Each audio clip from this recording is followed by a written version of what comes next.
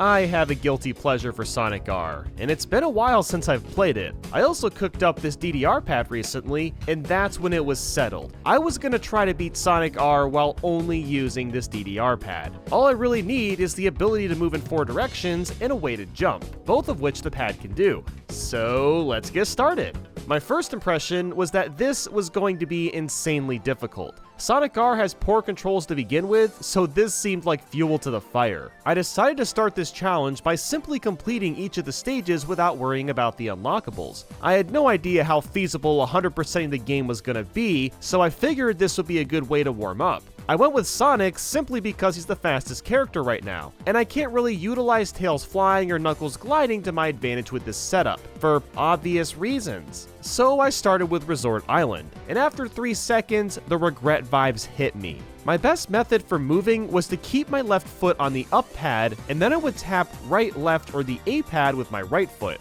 While this strategy worked, you can tell by how garbage my gameplay is just how awkward this was to control. As I barely completed a couple laps, I realized just how difficult it was to collect any rings at all. This could lead to a problem when going for the S-Coins and Chaos Emeralds, but for now, I was just trying to get used to these controls. Radical City was harder than Resort Island because of all the branching paths, but it wasn't too bad. The biggest problem was running into a wall or spring and having to get around that. Something else that was annoying was that I kept pausing the game instead of jumping because both of the buttons are so close together. I never got into DDR in the past, so my feet and legs have no muscle memory of where I'm supposed to step. Besides those mishaps, Radical City wasn't too much of a struggle. Next up was Regal Ruin, and I was not looking forward to this stage. Even casually, this course has way too many branching paths and is very confusing. I'm glad I already have a lot of experience with Sonic R, or this would have been 10 times harder. Now, lucky for me, the CPUs are brain dead, and it doesn't take a lot of skill to beat them.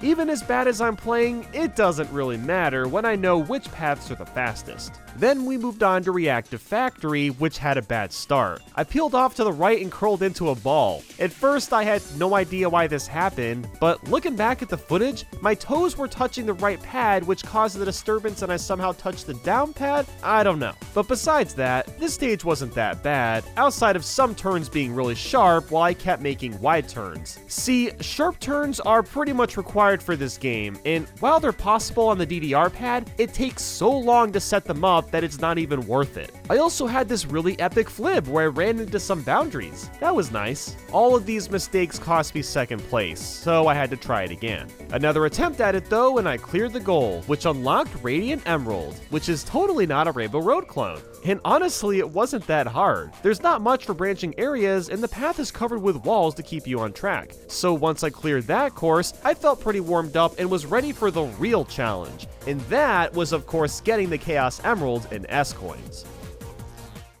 My first goal was to get all the Chaos Emeralds. That's because you unlock Super Sonic, and I figured he might be useful when going for the S-Coins. For Resort Island, I simply needed to get 50 coins to open the gate for the Emerald. Since getting coins was so tricky, my best bet was to run into these wing boxes and pray I get some coins from it. The loop also helped quite a bit, which is something I never would have considered doing normally since it's so slow. After a few attempts, I finally got the gate open and nabbed the first Emerald. And it honestly wasn't as painful as I thought it'd be. The next 3 stages have 2 Chaos Emeralds each, so I decided that I should just go for 1 Emerald at a time so I have room to make mistakes and still get first place. Now that I've been playing for a bit, I was actually getting used to these controls and could sometimes grab a straight row of rings. I can't believe I've actually adjusted to playing in this manner. But anyway, the first Emerald required 50 rings, so I went through that and decided to slow down a little bit at the end. I really didn't want to miss this Emerald, so I just took my time and made sure to grab it. On the final lap, I had a really stupid idea. I wanted to get the second Emerald as well.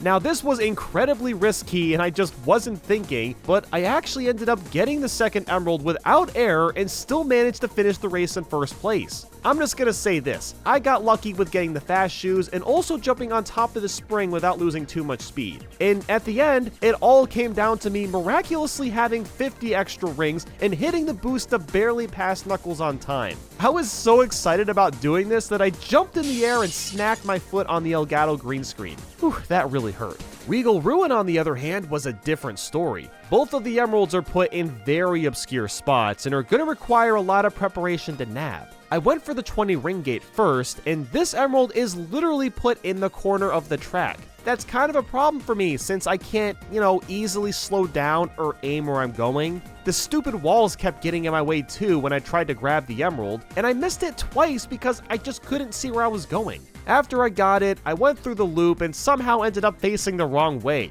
So I looked at the map and Knuckles was about to cross the finish line and decided to reset. I tried for this emerald again, and like last time, I missed it completely. It's so frustrating trying to turn around on the DDR pad because it takes extra time to just move left or right as opposed to using your thumb and twiddling a joystick.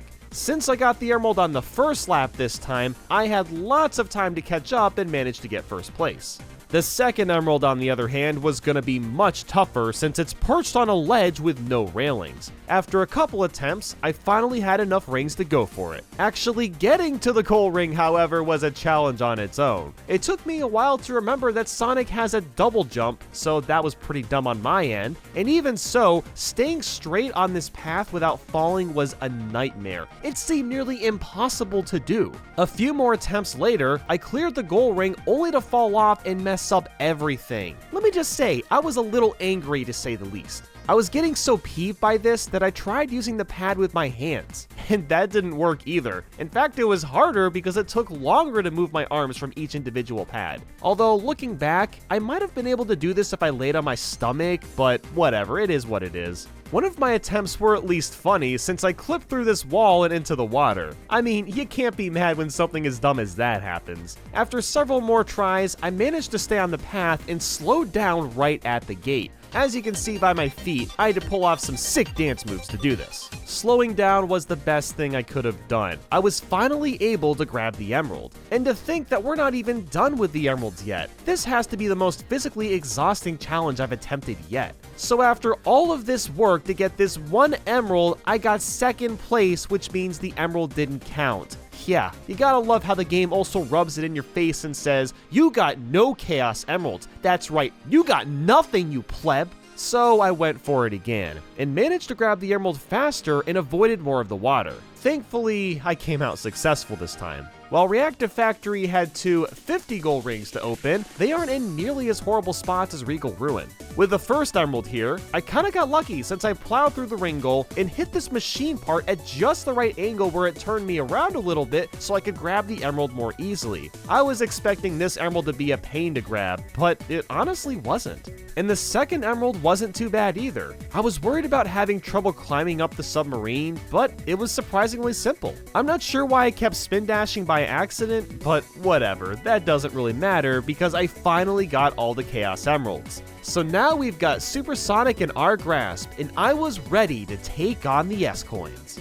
In case you haven't played Sonic R in the past, in order to unlock the bonus characters, you have to find and collect 5 S-Coins all in one go. I know where they all are from playing previously, but having the accuracy to grab the S-Coins on this stupid pad was simply obnoxious. These coins are basically the same task as grabbing 5 Chaos Emeralds, except they're put in even harder spots. But hey, I got Super Sonic now, and his speed seemed like a good idea, but it turns out I had even less control than when I used Sonic. He's just way too fast. And I also hate how Super Sonic runs across the water, because dipping into the water was actually useful before. See, as regular Sonic, you're much slower in the water, which is easier to control, and I was able to get my bearings straight. So I tried out Super Sonic for a little bit, but eventually I had to switch back. I mean, I couldn't even grab this stupid coin because of how floaty and fast Super Sonic is. He's just not worth it. I figured that the best method was to collect the S-Coins as fast as possible and then play catch-up on the rest of the laps. This plan worked much better than I expected. I was having a much easier time grabbing the S-Coins too with Sonic.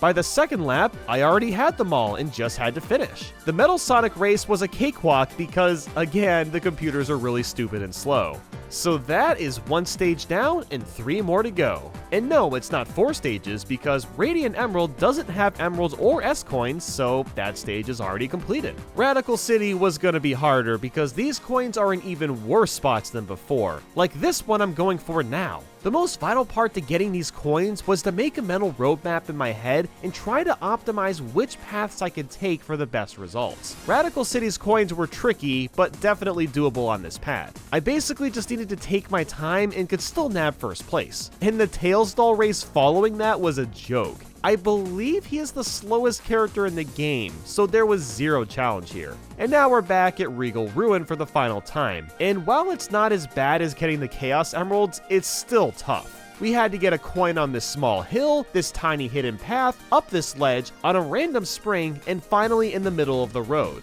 All of these S coins are spread out as far as possible, so trying to do all this on the pad was exhausting. Oh, and by the way, my feet were killing me. I have been playing for a few hours now, and I'm not in the best shape of my life, so this challenge straight up turned into a workout. I eventually got all the S coins with some practice, and the Egg Robo race was another easy one. So all that was left was the hardest coin challenge of them all, Reactive Factory. The first S coin is down this alternate path, and at the end of it, I have to make a 180-degree turn and go up this bounce pad. This is hard enough on a regular controller, and here I am on a freaking DDR pad trying this. Next, I literally have to take a detour into this room to get another S coin. You can ride the walls to keep your speed a little bit, but I'm on a DDR pad, so I kind of just dance around and hope for the best. Like Regal Ruin, all of these coins are very time-consuming to grab and spread really far out, so I had to keep a good pace and not make too many mistakes. I got to a point where I had 2 more S coins to go, only to realize when editing that I didn't plug in my camera and it turned itself off. Not only was this stupid on my end, but it was horrible timing considering I'm so close to finishing. But besides that happening, I actually managed to get all the S coins and get first place. All that was left was the Metal Knuckles race, and he was no trouble at all. So I can confirm that you can beat Sonic R with only a DDR pad.